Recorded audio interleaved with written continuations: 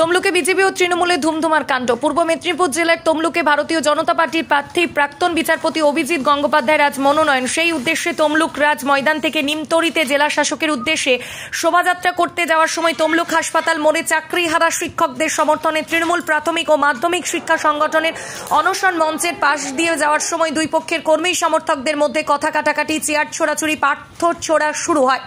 BJP কর্মী সমর্থকদের সঙ্গে পুলিশের ধস্তাধস্তি শুরু হয়। প্রায় 30 মিনিট ধরে অশান্তি সৃষ্টি হয়। পরে পুলিশের চেষ্টায় নিয়ন্ত্রণে আসে। তৃণমূল শিক্ষক সংগঠনের পক্ষ থেকে বিজন সরকার জানান, অবস্থান মঞ্চের উপরে যারা চড়াও হয়ে মারধর ও অশান্তি সৃষ্টি করে তাদের যদি পুলিশ প্রশাসন কোনো ব্যবস্থা গ্রহণ না করে তাহলে আগামী দিনে আমাদের আন্দোলনের অবস্থান ঘোষণা করব। Bureau report, RK news.